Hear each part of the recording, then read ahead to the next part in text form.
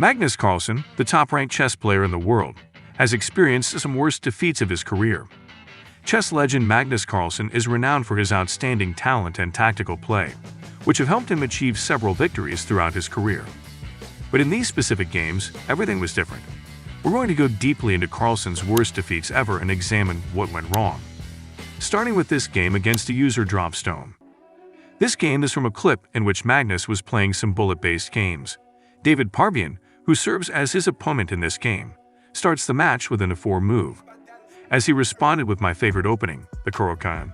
Magnus plays well, so to start, we should note that white plays the standard version while black takes and plays the tartan cover, inviting damage to the pawn structure, but allowing for safe king development. Knight f6, knight takes f6, e takes f6, and both players are simply making standard moves. But white chooses to line up on this diagonal, rather than using the primary line, which is c3 queen to c2, and places the knight in front of the king to protect it. White makes the motion. David Parvyan made the move to play queen a5 because he believed that in this position, Magnus would just be a pre-moving short castle. This is exactly what transpired, and David Parvyan won by checkmate. This is how Magnus Carlsen lost the chess game 8 moves. This is nothing compared to his next game against Abdusattorov Nodirbek.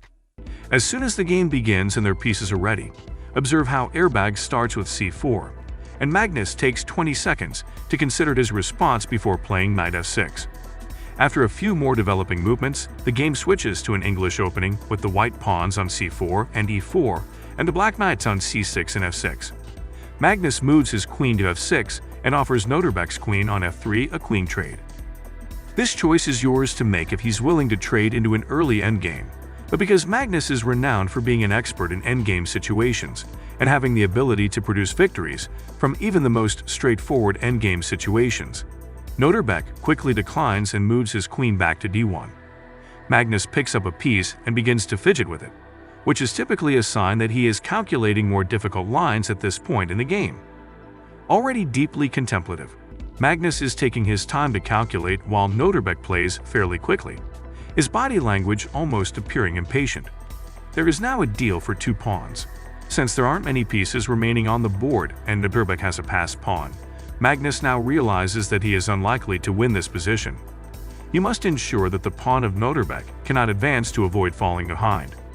It will be simpler for Magnus to halt Nodirbek pawn because his bishop won't be there to assist. When he plays knight g5, forking white's queen and king and forcing a bishop and knight trade, Magnus is checked by Nodirbek, who enjoys checking the world champion. Although Magnus doesn't appear too pleased about it, this game is still a draw because both players made pretty much the best movements they could from their current positions. However, as you'll see in a few moves, Nodirbek plays a7 and threatens to write his pawn to a queen, so this would not last. With little time left, Magnus played queen e5, which, while it defends the promoting square, is a blunder. However, if misses the move queen to d1 and misses it, the game is now tied. Magnus now exacts retribution for the earlier checks by checking Nodirbek's living frenzy.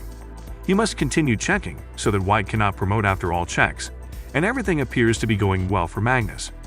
It now appears as though the game will trade off and end in a grueling tie. Magnus, however, makes the worst move imaginable at this very moment by moving his pawn up 1 square, preventing any Nodirbek from making a fatal move. Queen to d2 forces Magnus to make the only move that avoids a check, which Magnus failed to notice. However, the fact that it did result in a check on just the square that his queen covered in the 3rd place was what caused Magnus to immediately give up, because Nodirbek hadn't forced a queen trade that, after trading off, would have allowed his pawn to advance to a new queen, ruining Magnus's chances of winning. Moving on to the next bar match, he is playing with an amateur player in Oslo, Norway. Carlsen launched an immediate e4 with white pieces.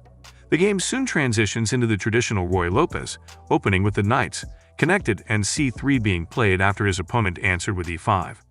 The first mistake of the game was committed by knight g6, which allowed Magnus to fully control the center after knight c3 was played correctly at the beginning of this match. Magnus appeared to be quite confident in his moves, but his opponent, whom we'll name, appeared to think and consider the moves beforehand.